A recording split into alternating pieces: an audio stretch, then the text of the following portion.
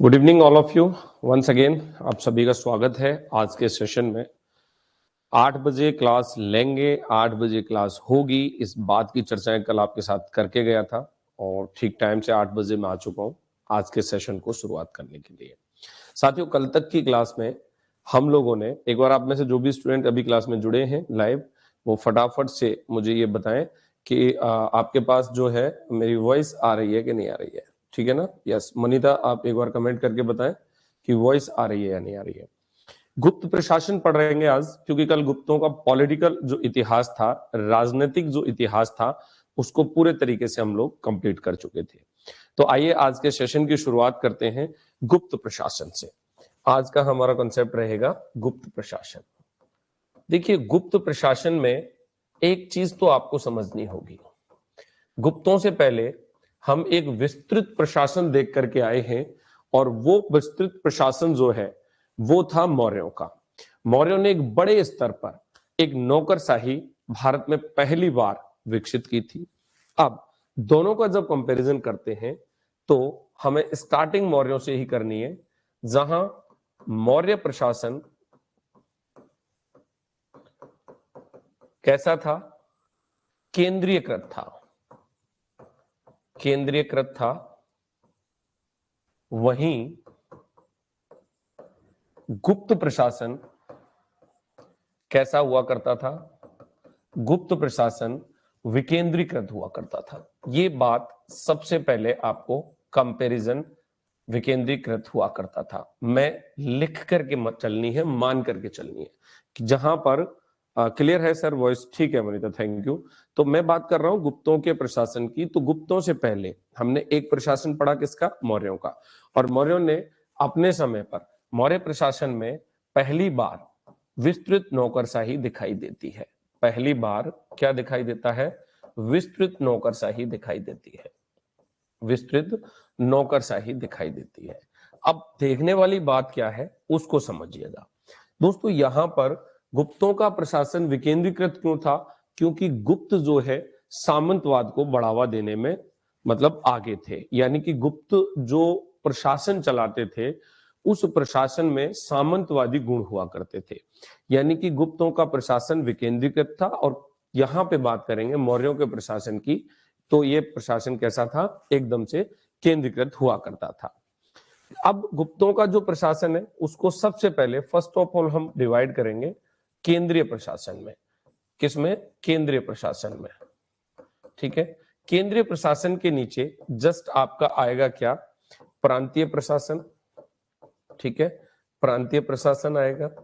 और प्रांतीय प्रशासन के जस्ट नीचे क्या आएगा?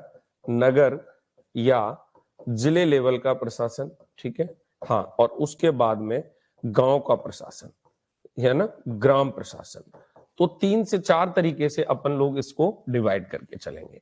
गुप्तों का जो प्रशासन है वो हमें इस तरीके से पढ़ना है। ऑलमोस्ट जो है हम लोग इसको 4 स्टेप में पढ़ेंगे। ठीक है, तो पहले केंद्रीय प्रशासन, प्रांतीय प्रशासन, नगर या जिलों का प्रशासन और फिर गांव या ग्राम का प्रशासन पढ़ेंगे। तो आइएगा स्टार्ट करते हैं केंद्रीय प्रशासन को लेकर के। केंद्रीय प्रशासन की बात कर रहा था मैं आपके साथ। ठीक है, सबसे पहला पॉइंट केंद्रीय प्रशासन। अब केंद्रीय प्रशासन में क्या था? गुप्त शासन जो था वो राजतंत्रात्मक था। गुप्त शासन कैसा था? राजतंत्रात्मक था। राजा ही सर्वोच्च सेनापति, सर्वोच्च न्यायाधीश और शासन का केंद्र बिंदु हुआ करता था। राजा ही क्या होता था? सर्वोच्च सेनापति भी होता था, सर्वोच्च न्यायाधीश भी होता था। एज ए सुप्रीम कोर्ट आप उसको बुला सकते हो। राजा, गुप्त शासन राजतंत्रात्मक था। सम्राट जो है, राजा या सम्राट जो है वो प्रशासन का केंद्र बिंदु था, प्रशासन का केंद्र हुआ करता था। अब देखिए, राजतंत्रात्मक शासन था, शासन का केंद्र बिंदु कौन होता था? सम्राट होता था। यह सर्वोच्च कार्यकारी सेनापति भी होता था। यह सर्वोच्च कार्यकारी, सेनापति और सर्वोच्च न्यायाधीश की भूमिका भी निभाया करता था। ये दोनों ही पद इसके पास हुआ करते थे। सर्वोच्च न्यायिक कार्यकारी होता था, सर्वोच्च सेनापति होता था, सर्वोच्च कर्मकारी होता था यानी कर्मचारी हो गया, और सर्वोच्च न्यायाधीश की भूमिका में भी ये हुआ करता था। इस बात को आप इस तरीके से समझ सकते हैं कि इसी कॉन्सेप्ट को कि इसीलिए इन्होंने बड़ी बड़ी उपाधियां धारण की, इन्होंने बड़ी बड़ी उपाधियां धारण की, बड़ी उपाधियां धारण की। अब बड़ी उपाधियों में हम लोग कल जब इनका राजनीतिक इतिहास पढ़ रहे थे तो मैंने आपको बताया था कि सम्राट जो हुआ करते थे गुप्तों में, समुद्रगुप्त हो, चंद्रगुप्त हो, विक्रमांक, विक्रमादित्य, महाराजाधिराज, परम भागवत, ऐसी उपाधियां, परमेश्वर, एकराट, ऐसी उपाधियां इन्होंने धारण की थी। बड़ी बड़ी उपाधियां धारण की, जैसे महाराजाधिराज, महाराजाधिराज, ठीक है भाई। हाँ, परम भागवत, जैसे परमेश्वर, ठीक है, जैसे एकराट, ठीक है, जैसे विक्रमादित्य, विक्रमादित्य। तो इस प्रकार की जो उपाधियां थी आदि, ये दर्शाती हैं कि राजा जो था गुप्त प्रशासन में, वो क्या हुआ करता था, सर्वोच्च सेनापति हुआ करता था, ठीक है। बड़ी बड़ी उपाधियां धारण की थी। इस सब के बाद इन्होंने क्या किया, राजत्व का दैवीय सिद्धांत लागू किया था। राजत्व का दैवीय सिद्धांत क्या होता है कि राजा जो है वो कोई साधारण व्यक्ति नहीं है, राजा एक ईश्वर का अवतार माना गया है। राजत्व के दैवीय सिद्धांत के बारे में अगर बात करें तो राजा को क्या माना गया है, ईश्वर का प्रतिनिधि माना गया है। यहां पे हम नोट डाल के लिखेंगे इस बात को। गुप्तों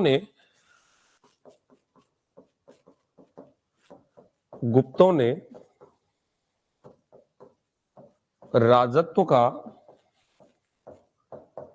दैवीय सिद्धांत प्रतिपादित किया।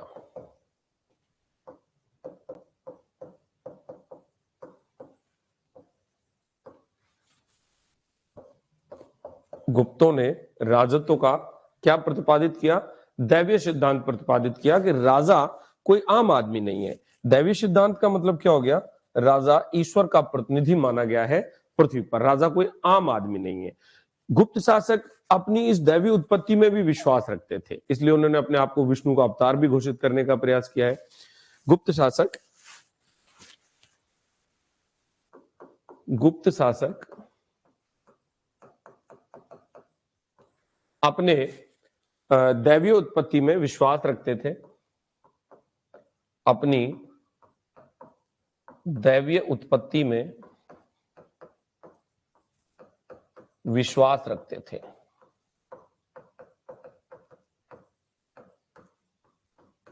ठीक है, हाँ, यस। गुप्त शासक क्या करते थे, अपनी दैवीय शक्ति में विश्वास रखते थे कि हम लोग ईश्वर के द्वारा प्रदत्त हैं, इसलिए इन्होंने अपने आप को क्या किया, विष्णु का अवतार घोषित किया। इसलिए इन्होंने अपने आप को विष्णु का अवतार घोषित किया।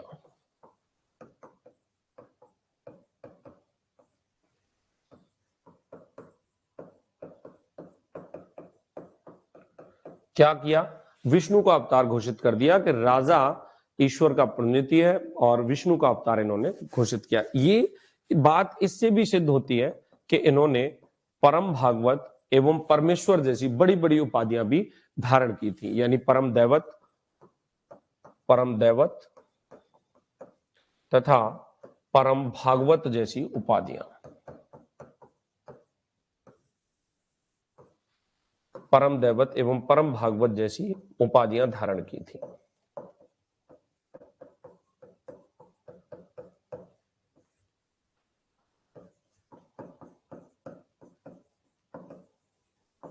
ठीक है, तो ये चीज आपको याद रखनी है। गुप्त वंश में राजा के साथ साथ रानियों का भी बहुत विशेष महत्व था। रानियां अपने पति के साथ मिलकर के शासन कार्य में भाग लेती थी। इस बात का जो प्रत्यक्ष प्रमाण है वो चंद्रगुप्त प्रथम की जो पत्नी थी कुमार देवी, चंद्रगुप्त प्रथम की जो पत्नी थी कुमार देवी, उसके बारे में आपको उल्लेख मिलता है। यानी कि गुप्त वंश की रानियां भी शासन में पति के साथ भाग लेती थी।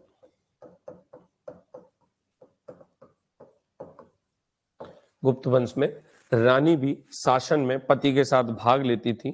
इस बात के लिए आप नोट मेंशन कर सकते हो यहां, चंद्रगुप्त प्रथम की जो पत्नी थी, मैं बात कर रहा हूं किसकी, चंद्रगुप्त प्रथम की जो पत्नी थी, क्या नाम था उसका, कुमार देवी नाम हुआ करता था। तो कुमार देवी ने शासन संचालन किया हुआ था। चंद्रगुप्त प्रथम की पत्नी कुमार देवी ने अपने पति के साथ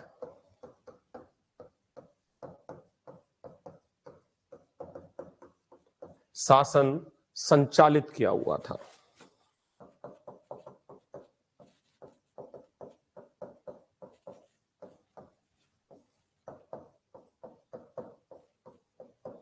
ये इस बात का प्रमाण मान लिया जाएगा। अब प्रशासन तो ये आ ही गया, राजा की बात हो गई, सर्वोच्च प्रधान हो गया, सर्वोच्च सेनापति हो गया, लेकिन अब राजा क्या होता था, सामान्य तौर पर राजा का जो बड़ा पुत्र होता था वो शासन का उत्तराधिकारी बनता था। क्या बनता था, शासन का उत्तराधिकारी बनता था।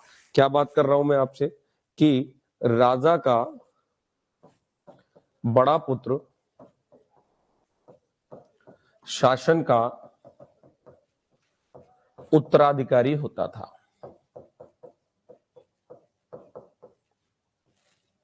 शासन का उत्तराधिकारी होता था। अब कई बार ऐसा होता था, आपने भी देखा होगा कि कई जगह क्या स्थितियां घटित होती थी कि विवाद हो जाता था। दो भाई हैं, दोनों में सत्ता को लेकर के संघर्ष, स्वाभाविक सी बात है, इतिहास में ये चीजें कोई नई नहीं है, खूब सारी चीजें ऐसी चलती रहती हैं।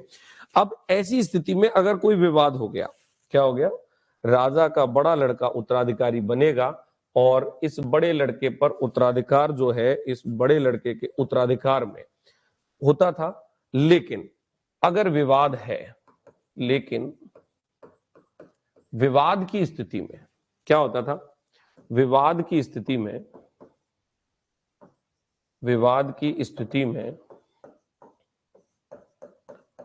सभा द्वारा निर्णय किया जाता था। सभा द्वारा निर्णय किया जाता था।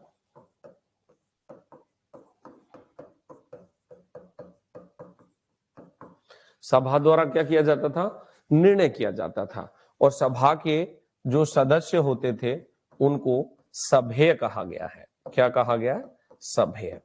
सभा के सदस्यों को सभेय कहा जाता था। क्या कहा जाता था, सभेय कहा जाता था। तो जो व्यक्ति निर्णय करते थे, ठीक है, और इस बात का जो उल्लेख मिलता है, इसका उल्लेख आपको प्रयाग प्रशस्ति में दिखाई देगा।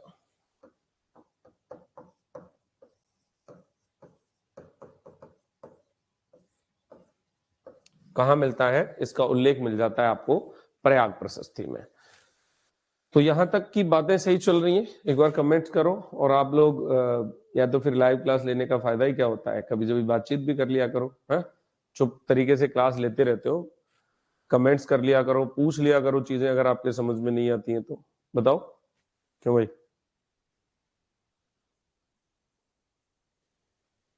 यस, आगे बढ़े, चलिए। अब राजा के साथ में क्या हो रहा है, इसका प्रयाग प्रशस्ति में उल्लेख है, लड़का क्या बनेगा, इसका उत्तराधिकारी बनेगा। विवाद की स्थिति में सभा निर्णय कर देगी। राजा की सहायता के लिए अगला बिंदु है कि राजा की सहायता के लिए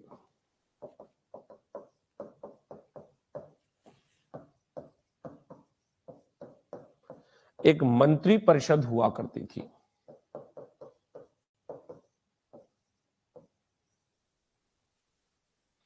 मंत्री परिषद होती थी। अब मंत्री परिषद में जो व्यक्ति हुआ करते थे दीपाली शर्मा कह रही है कि यस सर, बिल्कुल सही चल रहा है। चलिए ओके, थैंक यू। कोई भी चीज आपको पूछनी है तो इसमें आप मेरे को डायरेक्ट वहीं से कॉल करेंगे, एप्लीकेशन पर ही आपका कॉल आएगा और लाइव आप कोई भी क्वेश्चंस मुझसे पुट अप कर सकते हो, क्लास में हमारी बात भी हो सकती है। ये इस एप्लीकेशन का फीचर है जिसका बेनिफिट आप लोगों को उठाना चाहिए, और कोई भी चीज आपको कमेंट्स करनी है तो आप कमेंट्स कर सकते हैं। आने लोग जो कोर्सेज लेना चाहते हैं, इतिहास के जो विद्यार्थी, अभी 70% का ऑफ चल रहा है कोर्स पे, और वो शायद आज लास्ट तक ही है, रात के 12 बजे तक। तो वापस से कल से फीस वही हो जाएगी कोर्स की, तो आप कम रेट पे भी, कम फीस पे भी कोर्स में एंट्री कर सकते हो और अपनी तैयारी रेगुलर कर सकते हो। गुड न्यूज ये है, पेपर 1 की यूट्यूब पे क्लासेस आने शुरू हो चुकी हैं। उन्हीं क्लासेस को हम यूट्यूब के साथ में एप्लीकेशन में ला रहे हैं। आप सभी विद्यार्थियों को फर्स्ट पेपर में फ्री देने जा रहा हूं। यहाँ जो भी आप लोग यूजीसी नेट का सेकंड पेपर हिस्ट्री लिए हुए हैं, उन सब बच्चों को नेट का फर्स्ट पेपर अपन फ्री करवाने जा रहे हैं। उसकी तैयारियां शुरू हो चुकी हैं, धीरे धीरे हमारी यूनिट वाइज क्लासेस आपको मिलना शुरू हो जाएंगे। ठीक है भाई। तो मंत्री परिषद होती थी, और इस मंत्री परिषद के जो सदस्य होते थे, इसके जो सदस्य होते थे वो क्या कहलाते थे? वो अमात्य कहलाते थे। क्या कहलाते थे? सदस्य क्या कहलाते थे इसके? अमात्य कहलाते थे। मंत्री परिषद के जो सदस्य हैं वो अमात्य कहलाते थे। अब इनका जो काम होता था, अमात्यों का जो कार्य होता था, ठीक है, वो होता था कि किसी विशेष अवसर पर राजा के साथ में मंत्रणा करना। क्या काम होता था? किसी विशेष अवसर पर राजा के साथ में मंत्रणा करना। इनका कार्य विशेष अवसर पर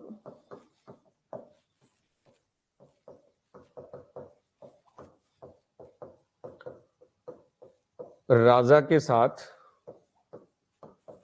मंत्रणा करना था।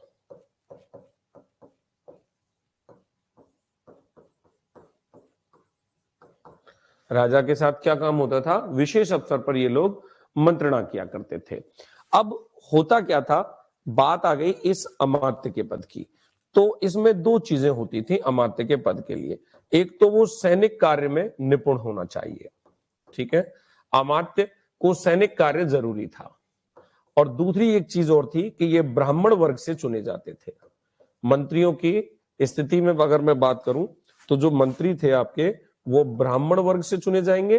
और एक शर्त ये हुआ करती थी कि भाई इनकी नियुक्ति तो स्वयं राजा ही करेगा, ठीक है, वो सैनिक कार्य जानता हो, ब्राह्मण वर्ग से हो। और इन अमात्यों की, इन सदस्यों की जो नियुक्ति थी, वो नियुक्ति राजा के द्वारा होती थी। नियुक्ति कौन करता था? राजा स्वयं करता था। तो राजा जो है इन सदस्यों की नियुक्ति करता था। जो सदस्य क्या कहलाते थे? अमात्य कहलाते थे। और अमात्यों को दो चीजें होना जरूरी है, एक तो वो ब्राह्मण वर्ग से होने चाहिए, और दूसरा कॉन्सेप्ट क्या होता था कि उनको सैनिक कार्य करना आना चाहिए। तो ये बातें आपको यहां तक समझ के चलनी है। चलिए इसके बाद आगे बढ़ते हैं। आगे जो कहानी बढ़ेगी इसमें वो ये रहेगी कि ये जो मंत्रिपरिषद में अधिकारी हमने सदस्य लिए, अमात्य लिए, ये कौन कौन थे। अब हमें एक डेटा फॉलो करना पड़ेगा जिसमें मैं कुछ महत्वपूर्ण अधिकारियों की चर्चा आपके साथ करूंगा, जिनसे सीधे सीधे क्वेश्चंस बन जाता है। तो आइएगा उसको नेक्स्ट में लेके चलते हैं। देखिए भाई, अगला जो पॉइंट है वो क्या रहेगा? सबसे पहले आप हेडिंग बनाएंगे महत्वपूर्ण अधिकारी। महत्वपूर्ण अधिकारी। अब महत्वपूर्ण अधिकारियों में अगर हम बात करें आपसे, तो महत्वपूर्ण अधिकारियों में सबसे पहला जो व्यक्ति था वो था कुमारामात्य। क्या था? कुमारामात्य। अब जो कुमारामात्य है वो सर्वोच्च प्रशासनिक अधिकारी होता था। क्या होता था? सर्वोच्च प्रशासनिक अधिकारी।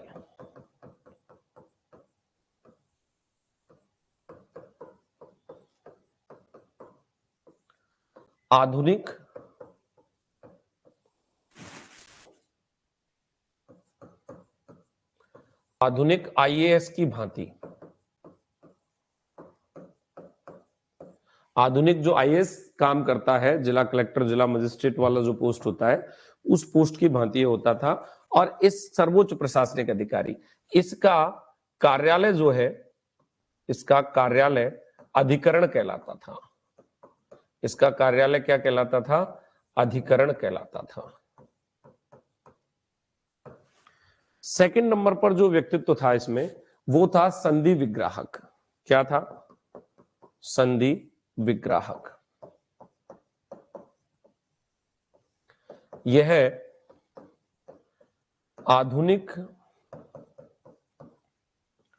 विदेश मंत्री की तरह होता था।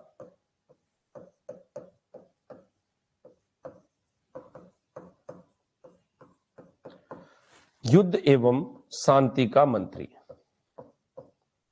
युद्ध एवं शांति का मंत्री। ये क्या होता था? ये युद्ध का भी मंत्री होता था और ये शांति का भी मंत्री हुआ करता था। एक होता था 3rd नंबर पर महाबलाधिकृत।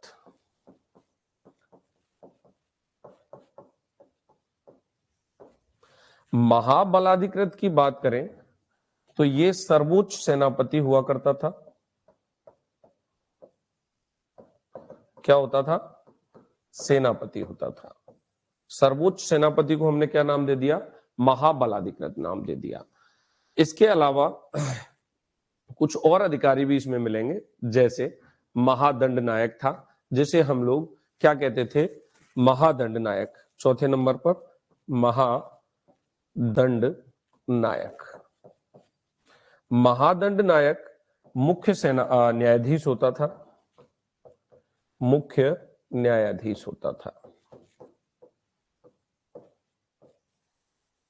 क्या होता था? मुख्य न्यायाधीश हुआ करता था। एक महाभांडाराधिकृत होता था। एक व्यक्ति क्या होता था? महाभांडाराधिकृत। 1 मिनट आगे बढ़ते हैं। 4 के बाद नंबर 5 महाभांडाराधिकृत। महाभांडाराधिकृत ये कौन होता था? ये व्यक्ति कोषाध्यक्ष होता था। क्या होता था? कोषाध्यक्ष। ठीक है भाई। इसके अलावा बात करेंगे 6वें नंबर के व्यक्ति को लेकर के कि 6वें नंबर पर कौन आएगा? तो महाप्रतिहार या कंचुकी कहते थे इसको। क्या कहते थे? महाप्रतिहार, या फिर इसका एक नाम था कंचुकी। ये कौन था? ये प्रमुख द्वारपाल हुआ करता था। एज ए सुपरवाइजर हुआ करता था, जो सिक्योरिटी गार्ड होते हैं उनका, यानी राजमहल का प्रधान रक्षक या फिर द्वारपाल। एक नाम तो आप इसको द्वारपाल दे सकते हो और एक नाम इसको आप राजमहल का प्रमुख रक्षक कह सकते हो।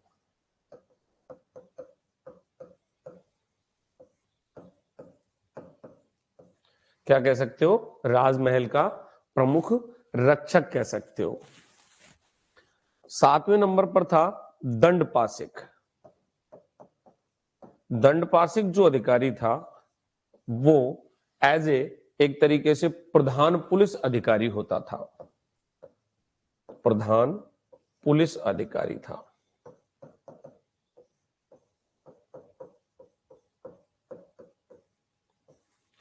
इसके अलावा नेक्स्ट रहेगा आपका 8वें नंबर पर विनय स्थिति स्थापक। क्या रहेगा? विनय स्थिति स्थापक। क्या होता था? विनय स्थिति स्थापक। यह धार्मिक मामलों का प्रमुख हुआ करता था।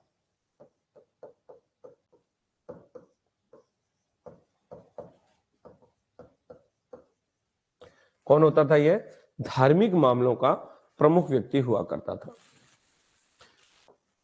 एक था महाअक्षपाटलिक। महाअक्षपाटलिक के बारे में बात करें तो आधुनिक सीए था। आधुनिक चार्टर्ड अकाउंटेंट होते, आधुनिक सीए की तरह। ठीक है, यानी कि आय और व्यय का लेखा जोखा रखने वाला।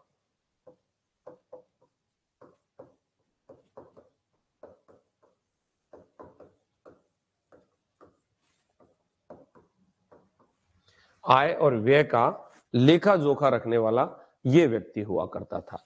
तो इसके अलावा भी ऐसा नहीं है कि यही 9 थे, कुछ और व्यक्ति भी हैं जिनके बारे में चर्चा कर लेते हैं। जैसे खाद्य पाटकिक था 10वें नंबर पर।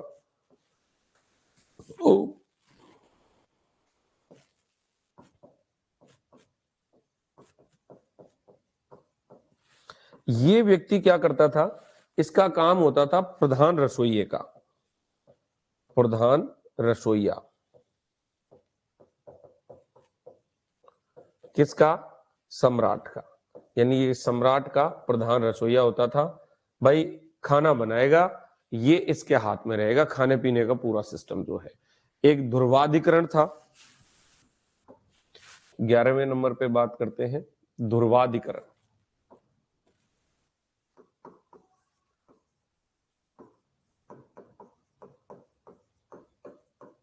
क्या होता था? ध्रुवाधिकरण। ध्रुवाधिकरण राजस्व विभाग का अधिकारी था।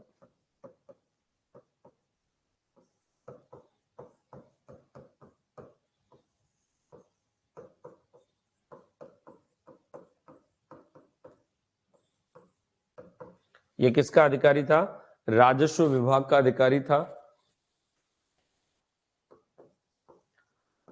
रण भांडागारिक,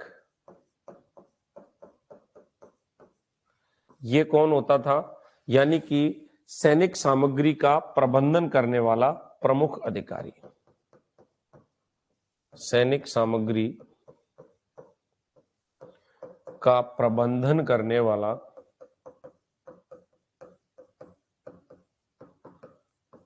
प्रमुख अधिकारी।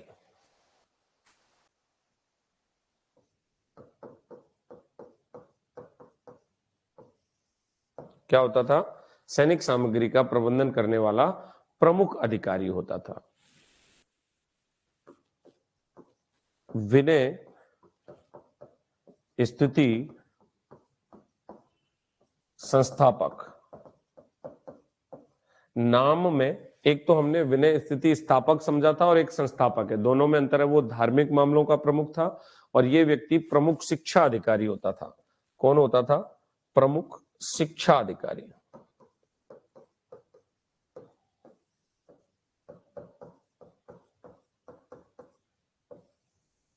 ये क्या होता था? प्रमुख शिक्षा अधिकारी हुआ करता था। ठीक है भाई। और एक था आपका युक्त पुरुष। युक्त पुरुष कौन हुआ करता था? युद्ध से प्राप्त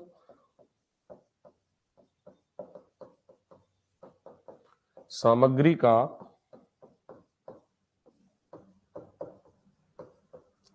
लेखा जोखा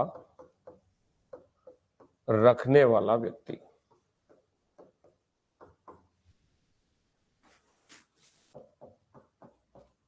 ये कुछ प्रमुख अमात्य थे जो गुप्त काल में क्या करते थे? मंत्री परिषद में मंत्रियों की भांति काम करते थे। ये सारे के सारे डिपार्टमेंट्स थे इनके। अब इन सभी अधिकारियों के लिए एक जो सबसे बड़ी बात है कि वेतन कैसे मिलता था, तो यहां पर नोट डाल के आप लिख सकते हैं, इन सभी अधिकारियों को नगद वेतन दिया जाता था।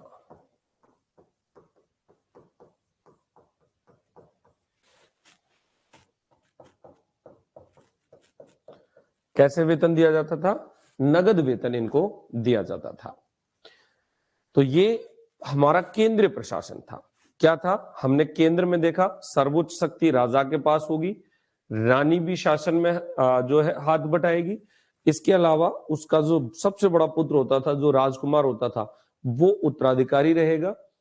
अगर उत्तराधिकार को लेकर के कोई विवादित स्थिति पैदा हो रही है तो उत्तराधिकार के विवाद की स्थिति में सभा उसका निर्णय करेगी और सभा के सदस्यों को सभ्य कहते हैं। ठीक है।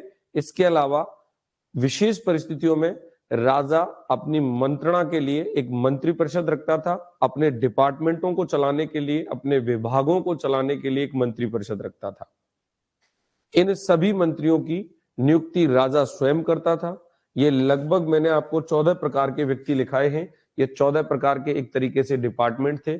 इन 14 डिपार्टमेंटों में ब्राह्मण वर्ग से जो सैनिक कार्यों में निपुण होते थे, ऐसे व्यक्तियों को अपॉइंट किया जाता था। किसके द्वारा? राजा के द्वारा। तो ये था केंद्रीय प्रशासन। केंद्रीय प्रशासन के बाद आगे बढ़ेंगे प्रांतीय प्रशासन पर।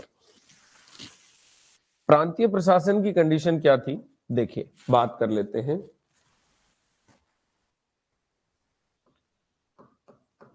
प्रांतीय प्रशासन। क्या रहेगा? हम बात करेंगे प्रांतीय प्रशासन पर। तो साम्राज्य की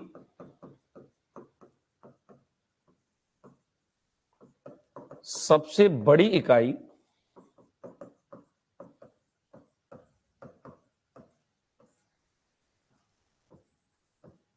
देश कहलाती थी।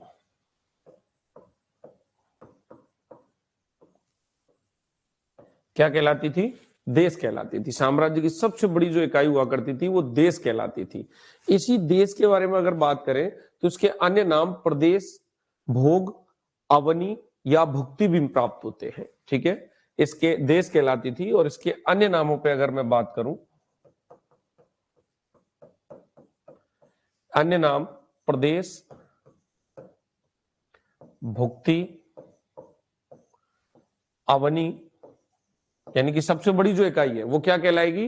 प्रदेश कहलाएगी, अवनी कहलाएगी, भुक्ति कहलाएगी और भोग कहलाएगी। प्रदेश, भुक्ति, अवनी और भोग कहलाएगी। ये सब इसी के अन्य नाम हुआ करते थे। ये किसके नाम है? ये साम्राज्य की सबसे बड़ी इकाई के नाम है। अब हम बात करेंगे इन पर जो प्रधान व्यक्ति होता था वो क्या कहते थे इसको? इनके प्रधान को हम लोग गोप्ता या उपरिक क्या कहेंगे? गोप्ता कह सकते हैं, उपरिक कह सकते हैं या भोगपति भी कह सकते हैं। गोप्ता, उपरिक या भोगपति के नाम से जाना जाता था। ये प्रांतों में प्रशासन चलाएंगे। ठीक है, साम्राज्य की सबसे बड़ी इकाई देश कहलाती थी। देश को प्रदेश भी कह सकते हैं, भुक्ति भी कह सकते हैं, अवनी भी कह सकते हैं, भोग भी कह सकते हैं। इसके प्रधान व्यक्तियों को गोप्ता, उपरिक और आपका भोगपति इन नामों से जाना जाता है। बात करें हम पश्चिमी भारत में, तो पश्चिमी भारत के प्रांतों को देश कहा गया। पश्चिमी भारत के प्रांत क्या कहलाए? देश कहलाए। ठीक है, और देश में जो प्रधान हुआ करता था व्यक्ति उसको हम लोग गोप्ता कहते थे। क्या कहते थे? गोप्ता। यानी कि पश्चिमी भारत में ये कॉन्सेप्ट हुआ करता था। और उसी तरीके से पूर्वी भारत की अगर बात की जाए तो पूर्वी भारत में जो प्रांत थे, पूर्वी भारत में जो प्रांत थे उन प्रांतों के साथ में कंडीशंस क्या थी? इन प्रांतों को भुक्ति कहा गया। ठीक है, इन प्रांतों को भुक्ति कहा गया और इनके प्रधान व्यक्ति को क्या कहा गया? उपरिक कहा गया। अब क्या होता है, कई बार गाइडों में मिस गाइड लिख करके ऐसा कर दिया जाता है, आपको मिस गाइड कर दिया जाता है। आपको जब आप पढ़ोगे प्रांतीय प्रशासन तो प्रधान का जो प्रांत का प्रधान व्यक्ति है उसके लिए गोप्ता शब्द भी मिलेगा और प्रधान का मतलब प्रांत का जो प्रधान व्यक्ति है उसके लिए उपरिक शब्द भी मिलेगा। बेटर कौन सा है? तो कई बार आप कंफ्यूज हो जाते हैं। तो अब आप कंफ्यूज नहीं होंगे। ये विशेष नोट याद रखें कि पश्चिम भारत के जो प्रांत थे उनमें तो क्या कहते थे? हम उसको गोप्ता कहते थे। और पूर्वी भारत के जो प्रांत थे उनमें हम क्या कहते थे? इसको भुक्ति कहलाता था और भुक्ति के साथ में हम इसको उपरिक बुलाया करते थे। तो इसके बाद बात करें आगे की। अब देश के बाद की जो इकाई थी वो क्या थी? वो विषय हुआ करती थी। ठीक है, देश तो हमने समझ लिया। अब इस देश के बाद की जो इकाई थी वो क्या थी? देखिए,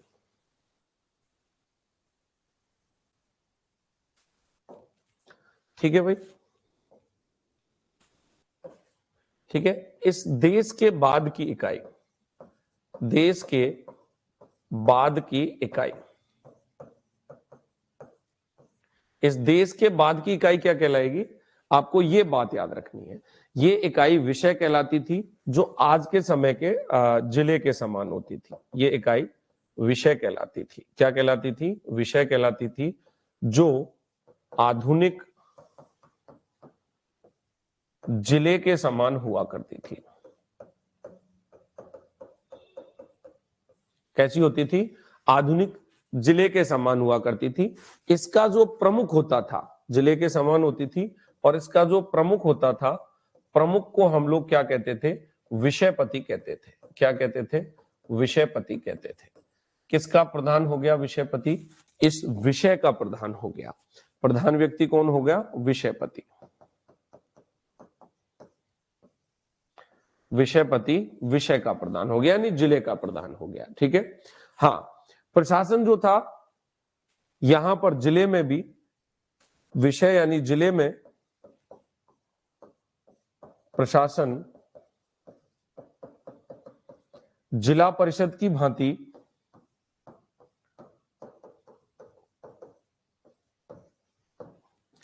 यहां भी एक छोटा मंत्रिमंडल होता था। मंत्रिमंडल शब्द की जगह हम अगर इस पे मंत्री परिषद शब्द लिखें तो ज्यादा ठीक रहेगा।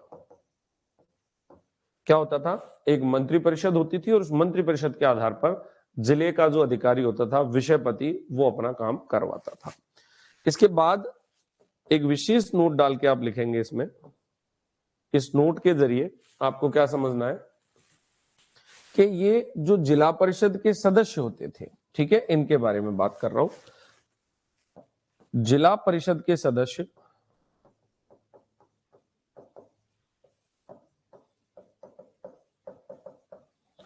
महत्तर कहलाते थे।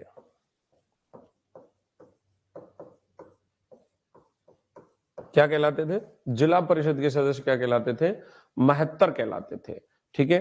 और जिला परिषद के जो सदस्य थे, जो ये महत्तर थे, इनको हमने क्या किया, 4 वर्गों के प्रतिनिधियों को इसमें शामिल किया जाता था। यानी कि जिला परिषद के सदस्य क्या कहलाएंगे? महत्तर।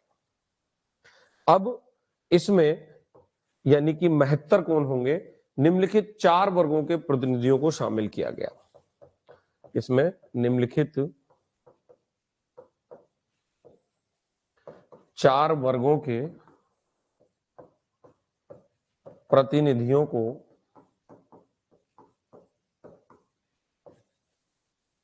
शामिल किया गया।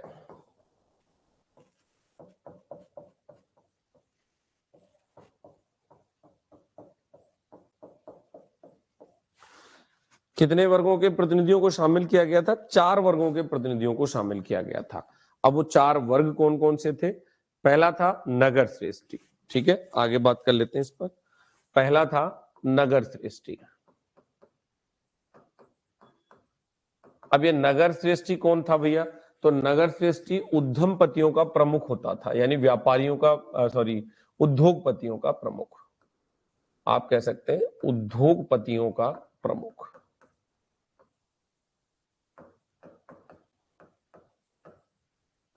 ठीक है भाई। दूसरा जो कॉन्सेप्ट था इसमें वो था सार्थवा।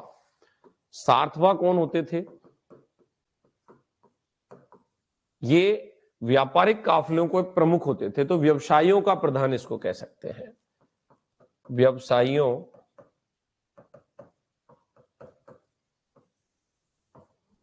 का प्रधान इसको कहा जा सकता है। तीसरा जो कंसेप्ट था, ठीक है, वो क्या हुआ करता था? प्रथम कुलिक कहा जाता था उसको। प्रथम कुलिक। अब ये जो प्रथम कुलिक है, ये कौन होगा? ये शिल्पियों यानी कारीगरों का प्रधान होता था। शिल्पियों यानी कि कारीगरों का प्रधान होता था।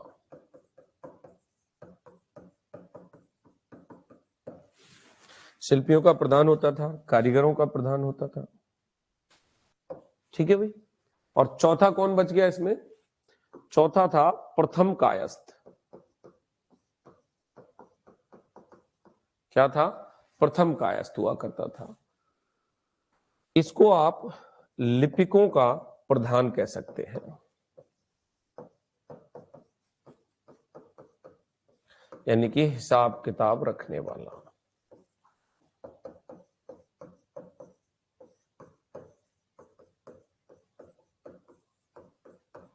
क्या हो गया? हिसाब किताब रखने वाला व्यक्ति, लिपिकों का प्रधान हो गया ये। अब क्या था? इनकी जो नियुक्ति होती थी, इनकी नियुक्ति 5 वर्ष के लिए होती थी।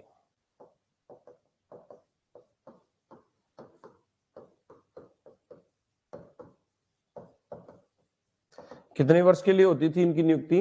5 वर्ष के लिए इनकी नियुक्ति होती थी इन 4 प्रकार के व्यक्तियों की। एक और विशेष नोट डाल के लिखेंगे, गुप्त काल में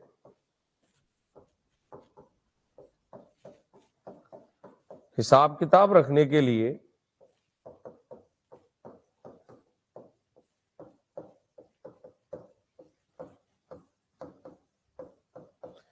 एक नई जाति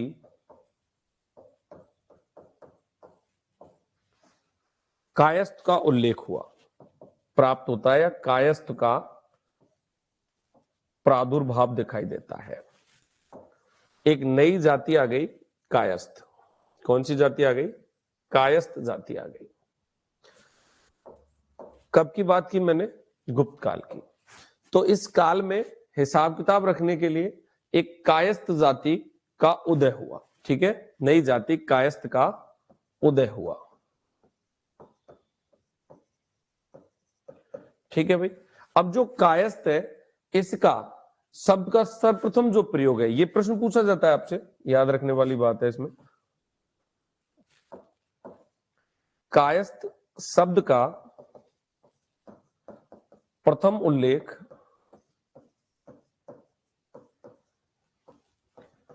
याज्ञवल्क स्मृति में हुआ है,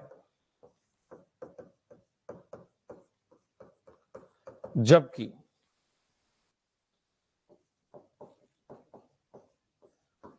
एक जाति के रूप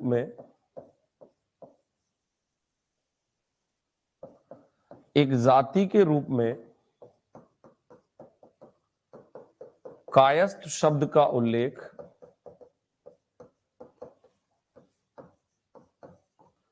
ओशनम स्मृति में हुआ है।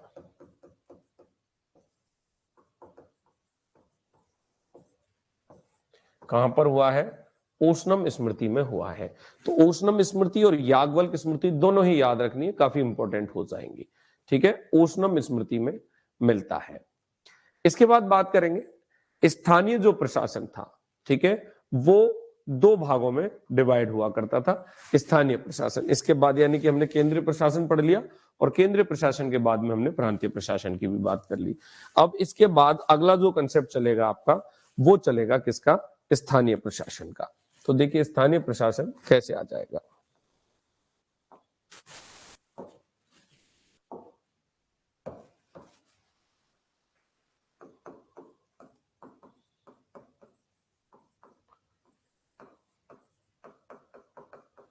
स्थानीय प्रशासन जो था वो दो भागों में विभक्त था।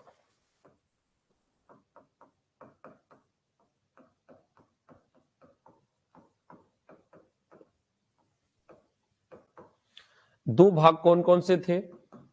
फर्स्ट तो था नगर, और सेकंड हुआ करता था गांव, यानी कि ग्राम। तो नगर प्रशासन, और सेकंड कौन सा हो जाएगा? ग्राम प्रशासन। कौन सा हो जाएगा? ग्राम प्रशासन। जो स्थानीय प्रशासन था उसकी बात कर रहे हैं।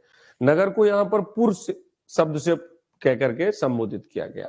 क्या किया गया? नगर को पुर कहा गया है। और नगर का जो प्रमुख अधिकारी होता था वो क्या होता था? पुरपाल, नगर रक्षक, या फिर उसको द्रांगिक जैसे नामों से पुकारा जाता था। तो नगर को पुर कहा जाता था। सबसे पहले हम बात करेंगे किसकी? नगर प्रशासन की। नगर को पुर कहा गया। ठीक है, पुर कहा गया। और इसका जो प्रमुख अधिकारी होता था, ठीक है, प्रमुख अधिकारी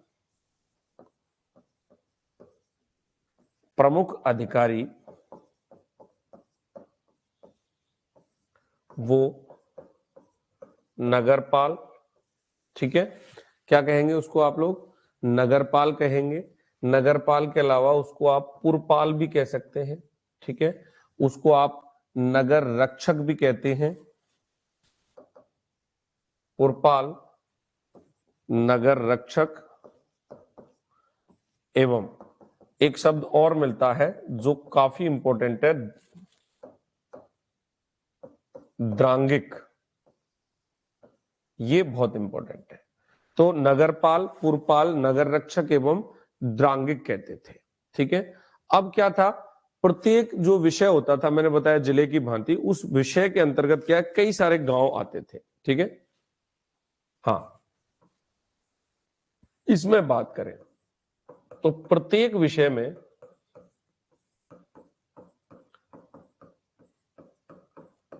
कई गांव होते थे। क्या होते थे? गांव होते थे। प्रत्येक विषय में क्या होता था? कई जो है वो गांव होते थे। अब गांव के साथ में क्या सीन था कि सर्वोच्च अधिकारी जो है वो तो ग्रामिक कहलाएगा या वो महत्तर कहलाएगा। क्या कहलाएगा? गांव होते थे, और यहां पर सर्वोच्च जो अधिकारी होगा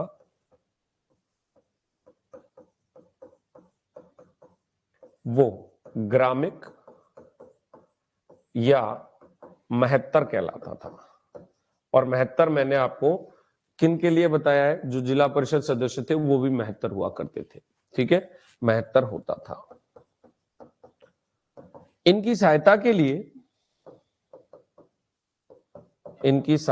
लिए ग्राम पंचायतें होती थी। आधुनिक ग्राम पंचायत होती है उस तरीके से इनकी सहायता के लिए ग्राम पंचायत हुआ करती थी। चलिए, वेरी गुड। जो अब ग्राम पंचायत क्या करेगी, आपको आज भी पता है कि गांव में जो काम होते हैं वो सब ग्राम पंचायत के द्वारा होते हैं। ठीक है, जो अपने अधिकार क्षेत्र में कैसी होती थी? पूर्ण रूप से स्वतंत्र होती थी। जो अपने अधिकार क्षेत्र में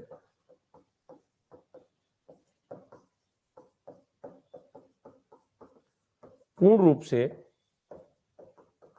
स्वतंत्र थी। अब सबसे बड़ी बात यह हो जाती है कि कई बार आज भी आपने देखा होगा गांव में अगर कोई मसला चल रहा है तो वो जरूरी नहीं है कि शहर तक पहुंचे या विषय तक पहुंचे, जिले तक पहुंचे, प्रांत तक पहुंचे। तो केसेस जो भी हुआ करते थे कुछ ऐसे हो जाते थे जो अपने लोकल स्तर पर ही क्या कर लेते थे? सॉल्व कर लेते थे। अब इसके अलावा यहाँ पर एक कॉन्सेप्ट और दिखाई देता है आपको। ये तो ग्राम प्रशासन की मैंने बात कर ही ली आपसे। स्थानीय प्रशासन दो भागों में विभक्त हो ही गया आपका। अब बात करें हम इसके आगे इस कंसेप्ट को लेकर के। हाँ, तो ग्राम सभा को मध्य भारत में पंचमंडली बुलाया जाता था। क्या बुलाया जाता था? ग्राम सभा को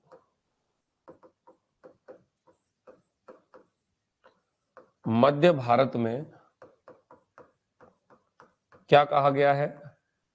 ग्राम सभा को मध्य भारत में पंचमंडली कह करके बुलाया जाता है।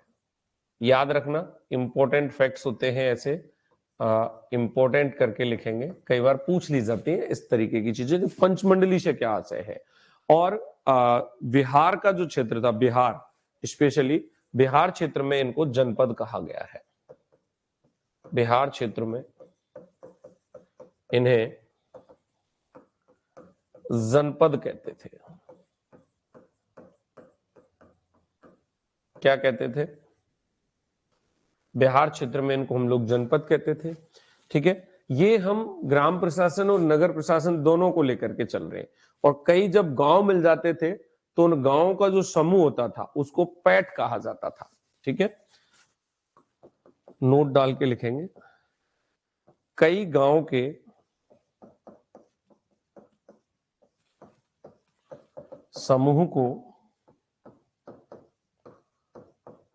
पैठ कहा जाता था।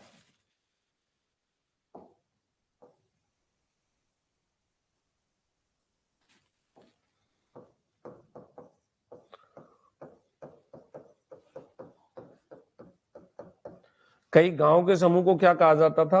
पैठ कहा जाता था। अब पैठ पर भी सर्वोच्च अधिकारी मिलेगा आपको। सर्वोच्च अधिकारी यहां भी मिलेगा। इस पैठ की बात कर रहा हूं मैं, तो इस पैठ का जो सर्वोच्च अधिकारी होगा आपका, वो क्या हो जाएगा? इसके प्रधान को आप लोग आयुक्त कहते थे। सर्वोच्च अधिकारी आयुक्त कहलाता था, आज के तहसीलदार की भांति। ठीक है भाई, ये क्या कहलाता था? सर्वोच्च अधिकारी होता था, ये आयुक्त कहलाता था। और पैठ पैठ क्या होती थी? कई गांवों का समूह। आज की डेट में जो तहसील वाला कॉन्सेप्ट होता है इस तरीके से।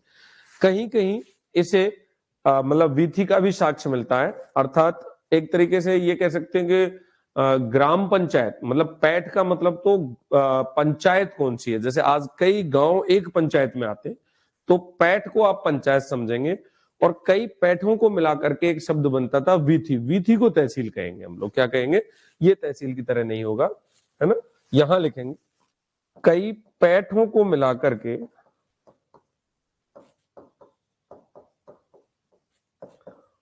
कई पैठों को मिलाकर वीथी बनता था, क्या बनता था, वीथी। तो कहीं कहीं वीथी का उल्लेख भी है, और वीथी का मतलब अपन मान लेते हैं आज की तहसील की भांति, क्या मान लेते हैं, आज की तहसील की भांति, तो ये वीथी हो जाएगी। अब ये तो था एक स्ट्रक्चर गांव का, नगर का, प्रांत का, देश का पूरा जो हमने एक मौर्य गुप्त प्रशासन पे बात करनी थी। अब इसके अलावा न्याय प्रशासन कैसा था, इस पे बात करेंगे। तो ये तो एक बेसिकली जो कॉन्सेप्ट होता है, एडमिनिस्ट्रेटिव जो सर्विस थी, चाहे वो गांव की है, चाहे नगर की है, चाहे पंचायत लेवल की है, चाहे वो तहसील लेवल की है, चाहे जिले लेवल की है, चाहे प्रांत लेवल की है, चाहे देश लेवल की है। तो ये तो यहां तक की कहानी हो गई। इसके बाद बात करते हैं अब हम किसकी, न्याय प्रशासन की। न्याय व्यवस्था जो थी इनकी, उसका समुचित प्रबंध हुआ करता था, ठीक है, हाँ, न्याय व्यवस्था का समुचित प्रबंध था न्याय प्रशासन।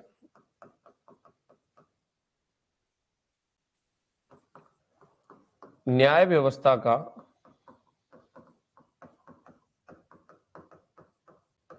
समुचित प्रबंध था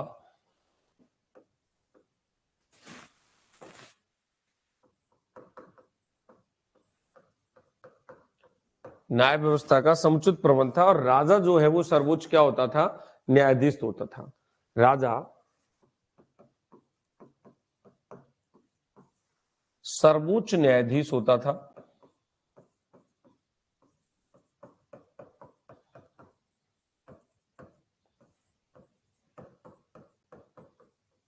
सारी शक्तियां न्याय को लेकर के एज ए सुप्रीम कोर्ट की भांति राजा के पास हुआ करती थी, ठीक है।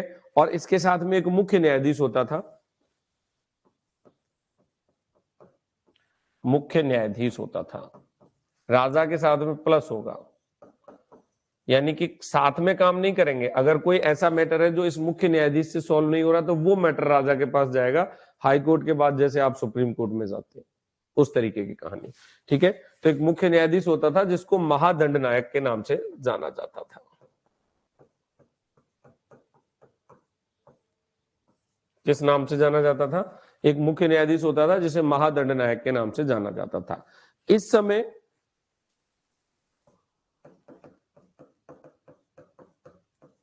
न्यायालय के 4 वर्ग थे, यानी कि 4 प्रकार के न्यायालय आपको दिखाई देते हैं। कौन कौन से थे, नंबर 1 पे बात करें हम तो राजा का न्यायालय,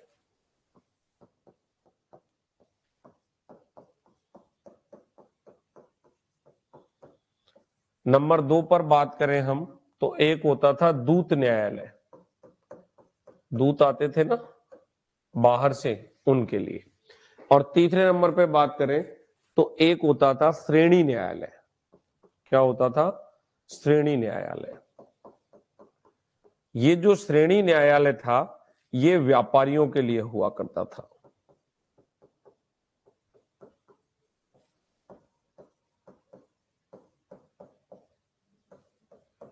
श्रेणी न्यायालय किनके लिए था, व्यापारियों के लिए हुआ करता था, और एक चौथा कुल हुआ करता था। तो इस तरीके से ये 4 प्रकार के हमें न्याय प्रशासन में मतलब न्यायालय दिखाई देते हैं। इस समय पर अनेक प्रकार के विधि ग्रंथों को भी संकलित किया गया था। पहली बार इस काल में दीवानी और फौजदारी कानूनों का जो है स्पष्ट विभाजन किया गया, ठीक है। हालांकि इस बात की शुरुआत जो है वो मौर्य काल में हो चुकी थी, क्योंकि दीवानी मामलों की अदालत मौर्य काल में भी अलग थी और फौजदारी मामलों की अदालत मौर्य काल में भी अलग थी, यानी कि शुरुआत वहां हो गई। लेकिन गुप्त काल में जाकर के ये चीज बिल्कुल स्पष्ट हो जाती है, फौजदारी सिविल कोर्ट और जो वैसा कोर्ट होता है ना, इस तरीके का, यानी कि अनेक विधि ग्रंथ संकलित किए गए, अनेक विधि यानी कि कानून के ग्रंथ संकलित किए गए।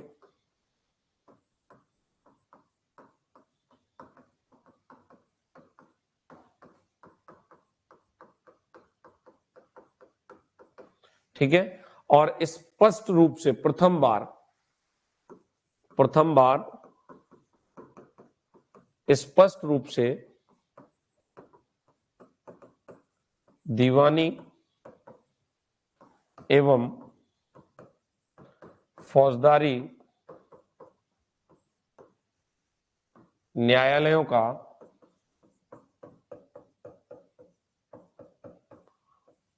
विभाजन हुआ।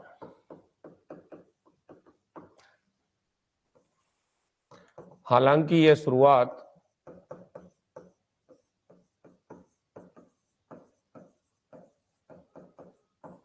मौर्य काल में हो चुकी थी।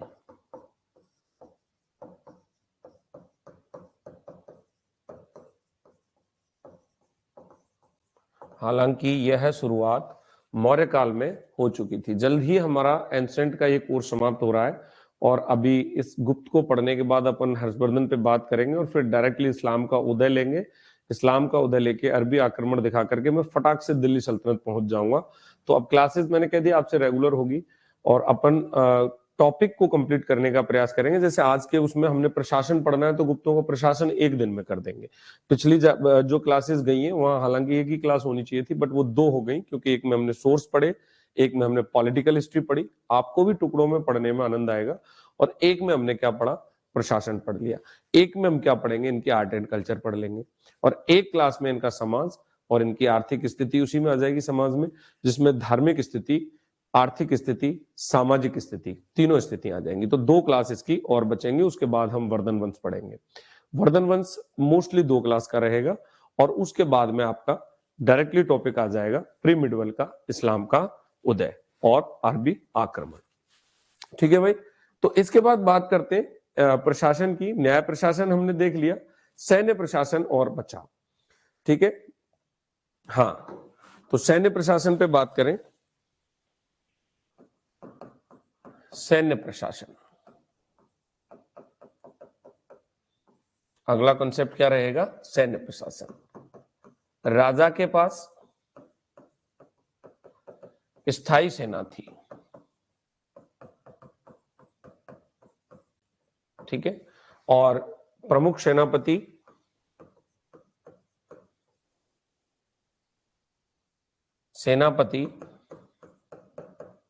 प्रमुख सेनापति तो राजा ही होता था। सेनापति को महाबलाधिकृत कहा जाता था।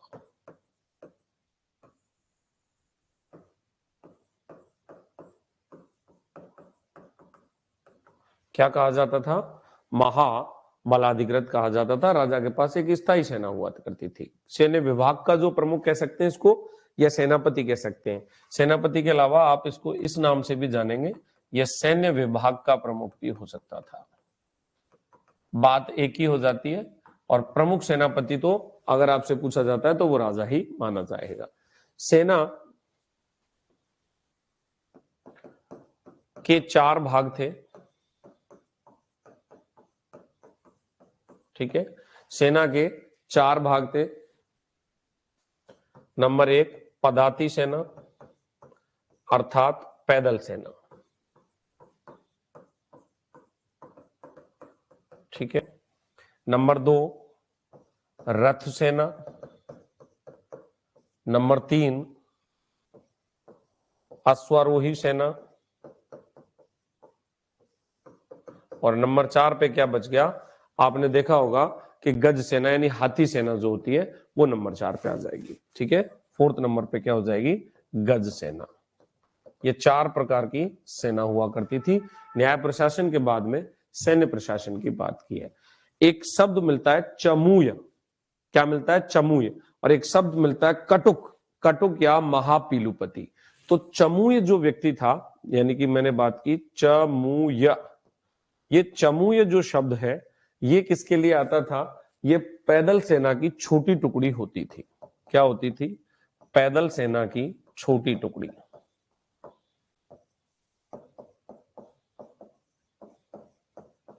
तो पैदल सेना की छोटी टुकड़ी को हमने क्या कहा है? चमूय कहा है। और एक शब्द मिलता है हमें कटुक या महापीलुपति। ये जो शब्द था ये किसके लिए आया? ये आया गज सेना यानी हाथियों की सेना, गज सेना के प्रमुख के लिए। तो गज सेना का जो प्रमुख था वो कौन था? कटुक था या महापीलुपति था। चमूय कौन था? पैदल सेना की एक छोटी टुकड़ी हुआ करती थी। ठीक है। अब एक शब्द मिलता है अटाश्वपति। क्या शब्द मिलता है? अटाश्वपति। भैया ये जो था अटाश्वपति, ये कौन हुआ करता था? ये अश्वारोही सेना का प्रमुख हुआ करता था।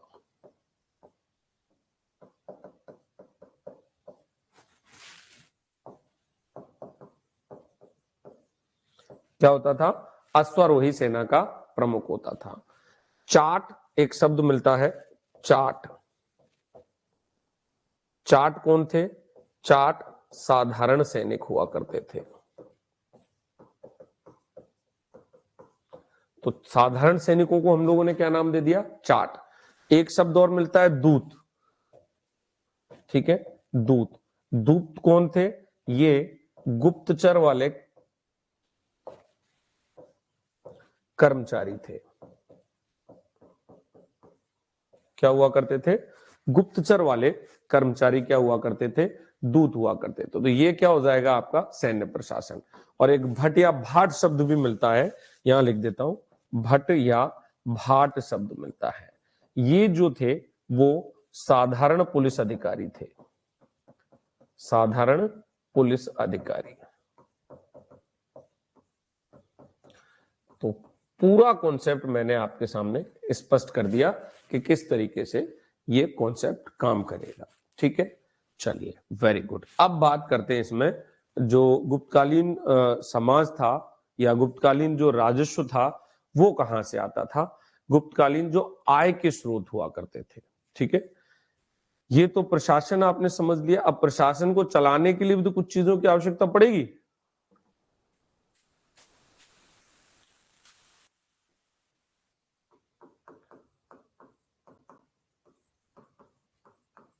गुप्तकालीन आय के स्रोत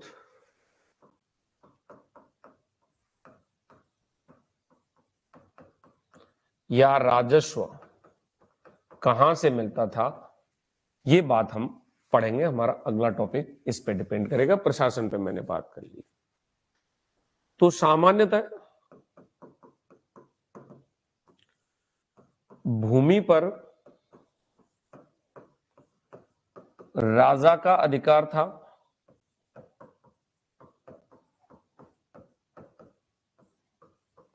सामान्य तौर पर भूमि पर जो अधिकार होता था वो किसका होता था? वो राजा का अधिकार होता था। और गुप्त काल में सबसे अधिक आय भूमि के टैक्स से होती थी। किससे होती थी? भूमि कर से होती थी। भूमि का अधिकार था। और गुप्त काल में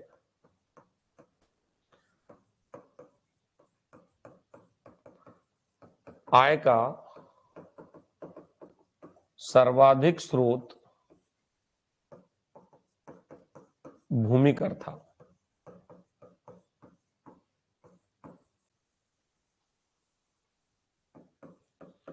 क्या था? भूमि कर था। यानी गुप्त काल में भूमि पर राजा का स्वामित्व हुआ करता था। कर को हम क्या कहते थे? भाग कहते थे। क्या कहते थे? कर को हम भाग कहते थे। और ये उपज का 1/6 भाग लिया जाता था। कर को भाग कहते थे।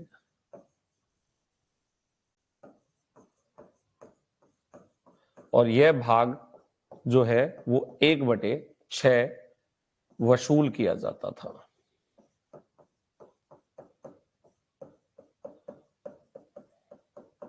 कितना वसूल किया जाता था?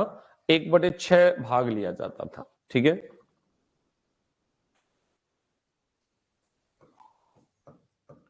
गुप्त काल में भूमि संबंधी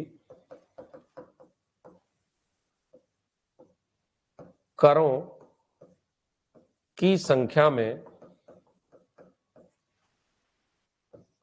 वृद्धि हुई। यानी कि जो टैक्सेस के टाइप्स थे, यानी कि कर लेने का जो तरीका था, कितने प्रकार के कर लिए जाएंगे, उनकी संख्या बढ़ गई। अब बात कर लेते हैं कुछ प्रमुख करों को लेकर के। किसको लेकर के? कुछ प्रमुख करों को लेकर के।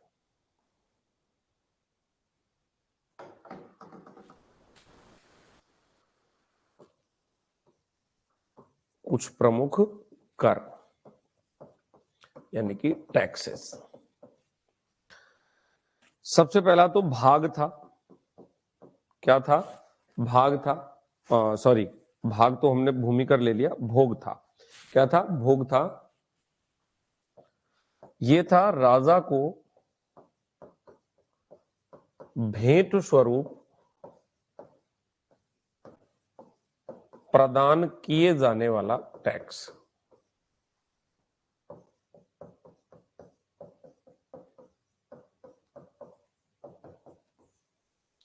राजा को कर भेंट स्वरूप प्रदान किए जाने वाला टैक्स।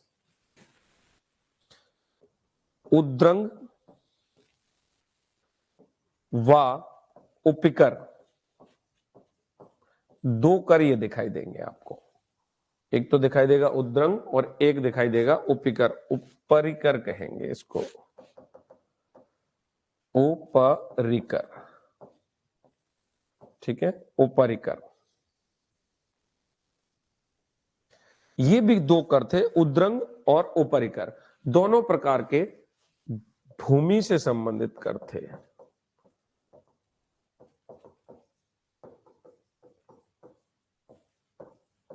अब भूमि से संबंधित कैसे कर थे? जो भूमिहीन किसानों से वसूल किए जाते थे। किनसे?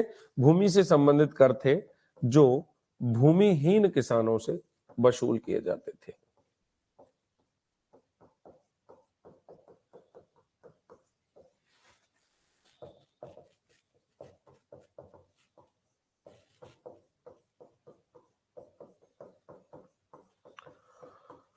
किनसे वसूल किए जाते थे?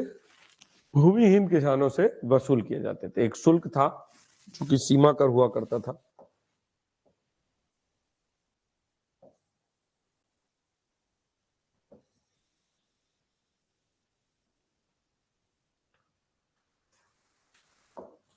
एक क्या था? शुल्क था। शुल्क।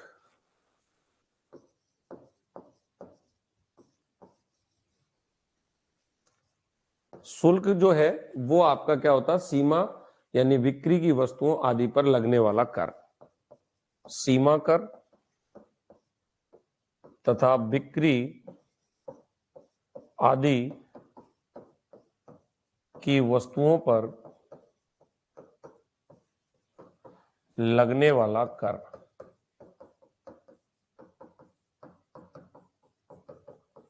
लगने वाला जो टैक्स होता था वो शुल्क कहलाता था। करों की अदायगी दोनों रूपों में की जाती थी। ठीक है, यानी कि एक तो हिरण्य होती थी नगद, और एक मेह होती थी जो कि अनाज के रूप में होती थी। करों की अदायगी दो रूपों में होती थी। नंबर एक हिरण्य, ये नगद होता था। ठीक है, और नंबर दो मेह, ये अनाज के रूप में होता था।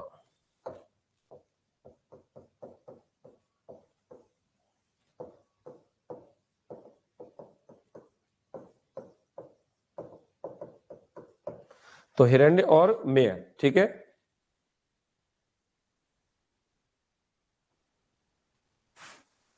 ये वाला जो कर था उसे हिरण्य सामुदायिक के द्वारा वसूला जाता था।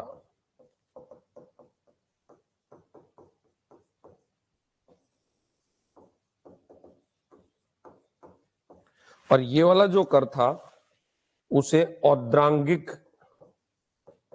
बहुत इंपॉर्टेंट फैक्ट है,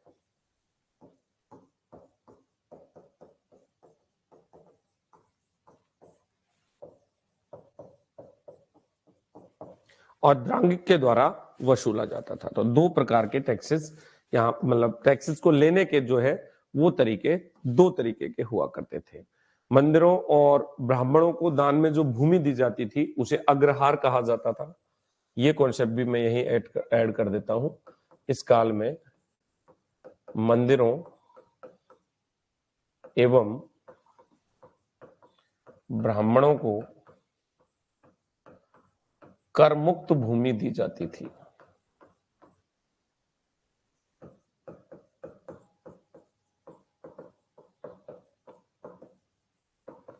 उसे अग्रहार कहा जाता था। क्या कहा जाता था? अग्रहार कहा जाता था।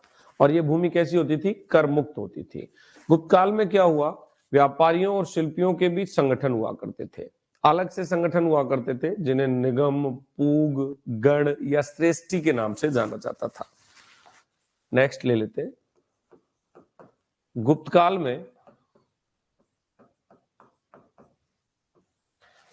में व्यापारियों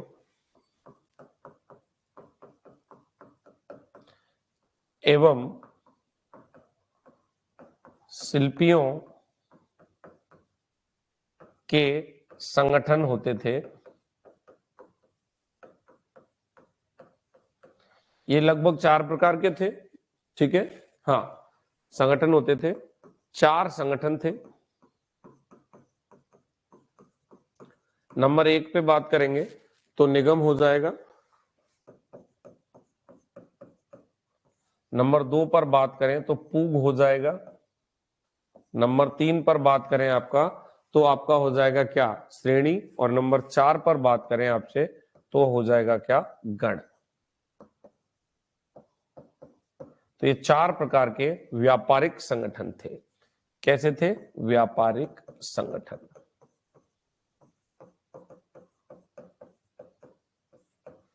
ये क्या हुआ करते थे? व्यापारिक संगठन हुआ करते थे।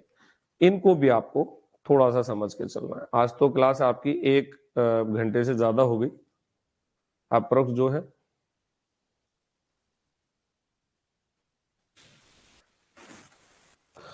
कुछ अन्य कर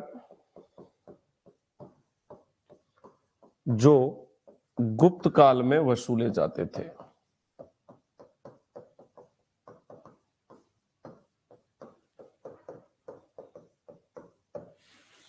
महत्वपूर्ण ये भी रहेगा। ठीक है, क्या कर थे? नंबर 1,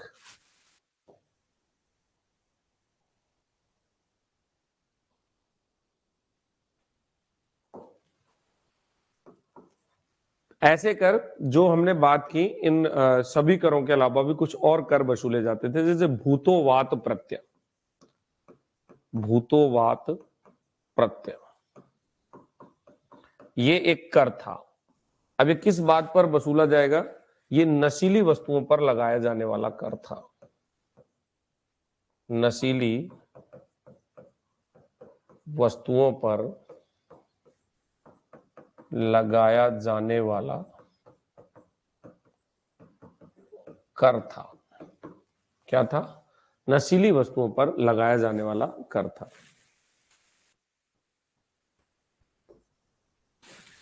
एक था प्रणय।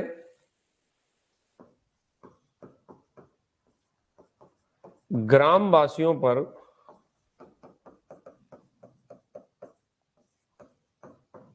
लगाया जाने वाला अनिवार्य कर। ठीक है भाई, ग्रामवासियों पर लगाया जाने वाला अनिवार्य कर हुआ करता था। और एक होता था चाट। ये क्या होता था? लुटेरों से बचाव करने के एवज में लिया जाता था। अब चाट मैंने पुलिस कर्मचारी भी बताया आपको, ठीक है, तो वो भी याद रखना है आपको। और यहां पर ये क्या है कि लुटेरों से बचाव के एवज में लिया जाने वाला कर।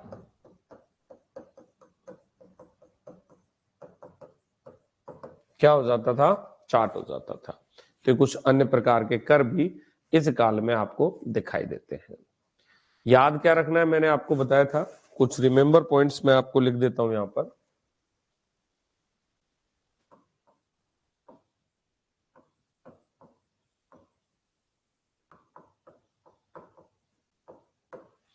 कुछ रिमेंबर पॉइंट्स लिख लेता हूं जो हमने प्रशासन पढ़ा सबसे, यानी कि प्रांतीय प्रशासन का जो क्रम था,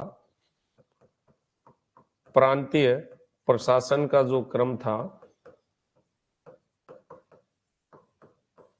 ठीक है, वो किस तरीके से डिवाइड होकर के आगे बढ़ा। सबसे पहले देश, भुक्ति, अवनी या फिर प्रांत, ये सबसे बड़ी इकाई हुआ करती थी। भुक्ति जिले या देश जिले में बटे हुए थे जिन्हें विषय कहा गया। ठीक है भाई, ये हमने जो पढ़ा था अभी, ये वीथी में बटे। ठीक है, वीथी, वीथी क्या था, तहसील थी। ठीक है, ये पैठ में बटे। पैठ क्या था, कई गांवों का समूह था।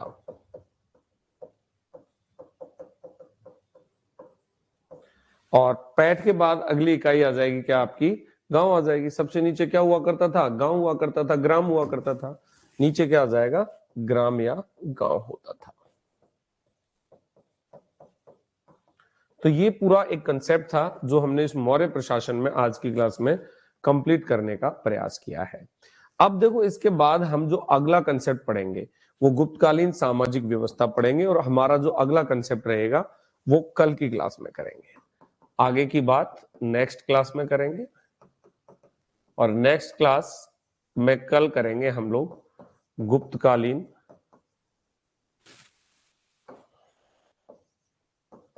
सामाजिक व्यवस्था पर चर्चा। ठीक है, और ये सामाजिक व्यवस्था में आपका आर्थिक स्थिति, सामाजिक स्थिति,